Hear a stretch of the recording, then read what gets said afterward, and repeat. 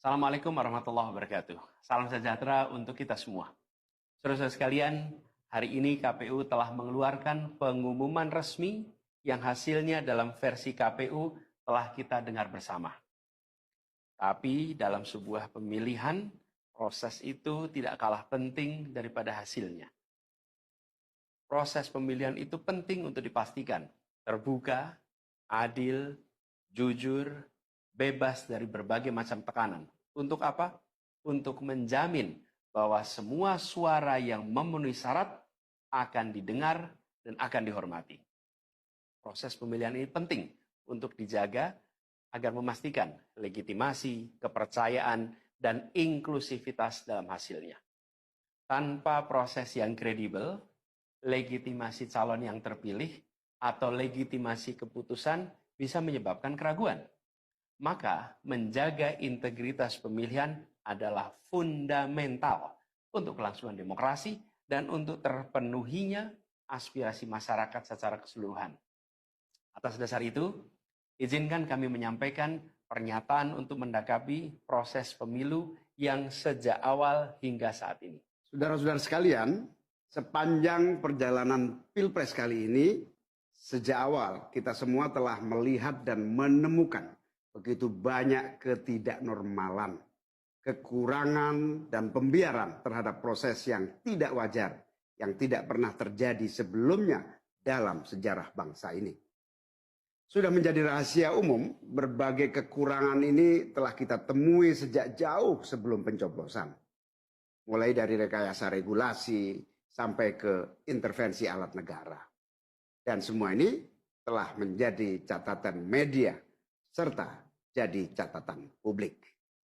Mas Anies dan saya maju pencalonan sebagai capres dan cawapres ini untuk membawa misi perubahan, menghadirkan keadilan dan kemakmuran bagi semua, menegakkan kembali demokrasi dan menunaikan janji-janji reformasi. Dan berdasarkan catatan dari KPU tadi, ada puluhan juta orang yang menitipkan suara kepada kami berdua.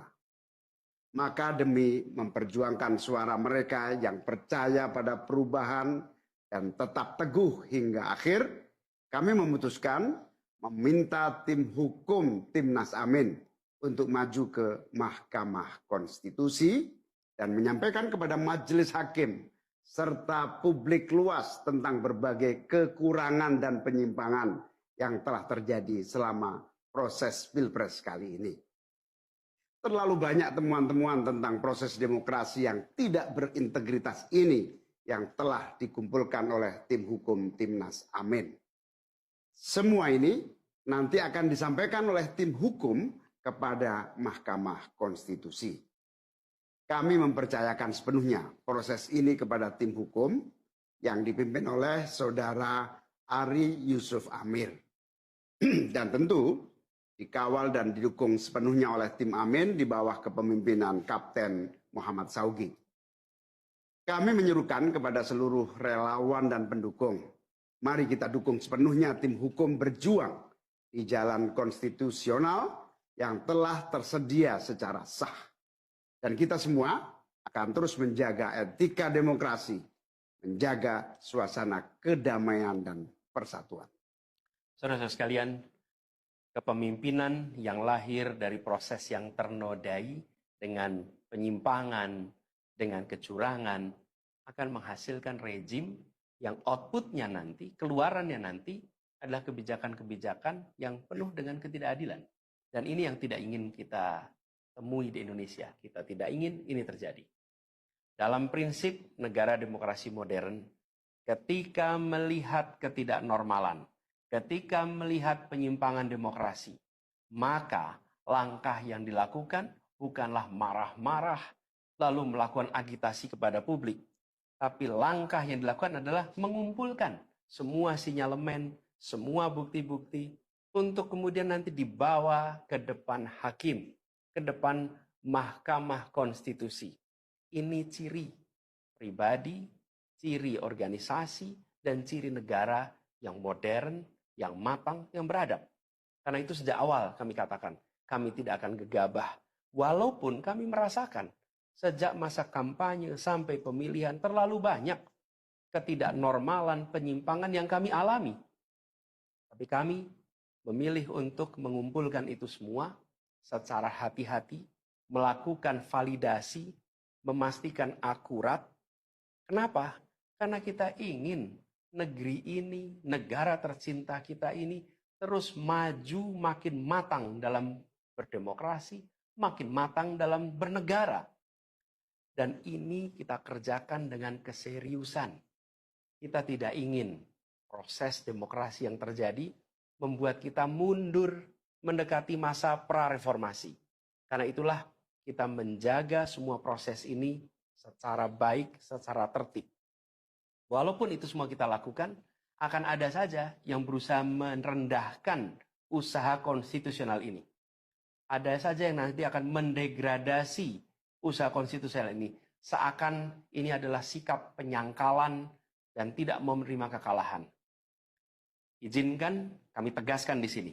Kami tidak ingin membiarkan penyimpangan atas demokrasi itu berlalu tak ditantang. Kami tidak ingin penyimpangan itu berlalu tanpa catatan. Kami tidak ingin ini menjadi presiden yang buruk bagi generasi-generasi yang akan datang. Biarlah cukup berhenti sampai di sini. Jangan ada pembiaran. Bila penyimpangan, pelanggaran dibiarkan, dia menjadi kebiasaan. Bila kebiasaan dibiarkan, dia menjadi budaya. Kita tidak ingin budaya demokrasi kita penuh dengan ketidaknormalan. Kita ingin mengembalikan demokrasi kita menjadi demokrasi yang penuh dengan kewarasan. Demokrasi yang mengedepankan adab. Ini yang harus kita kerjakan. Karena itulah kenapa kita memilih jalur ini. Karena kita ingin agar pengalaman ini nantinya tidak menular. Tidak menular kemana? Ke pemilihan-pemilihan berikutnya. Baik pilpres, nanti akan ada ratusan pilkada, akan ada pileg tingkat 1, tingkat 2, yang tidak boleh mengalami yang pernah kita saksikan sama-sama.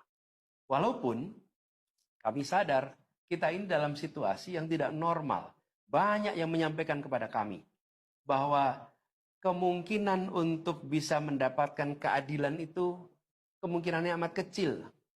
Berbagai pihak mengatakan, ini lembaga-lembaga negara yang terkait penyelenggaraan pemilu, terkait penyelenggaraan sengketa, telah terkooptasi oleh oknum-oknum yang sudah terbukti melanggar etik. Bahkan ada yang ketuanya sudah melanggar kode etik berkali-kali, sudah diberikan sanksi berkali-kali, tapi tetap saja dibiarkan menjalankan perannya. Padahal perannya memiliki dampak pada kehidupan seluruh bangsa Indonesia dan perjalanan ke depan negara kita. Meskipun kita dengar itu semua, meskipun kita saksikan ketidaknormalan itu, tapi kami tetap memilih berada pada jalan dan jalur konstitusi. Kami berharap pertolongan Allah Subhanahu wa taala, pertolongan Tuhan yang Maha Kuasa. Semoga Allah bukakan, Allah teguhkan hati para hakim konstitusi itu untuk mereka bisa imparsial, untuk mereka memiliki keberanian, untuk mereka mengambil keputusan yang adil, keputusan yang benar, keputusan yang nantinya akan mereka pertanggungjawabkan di hadapan Tuhan yang Maha Kuasa.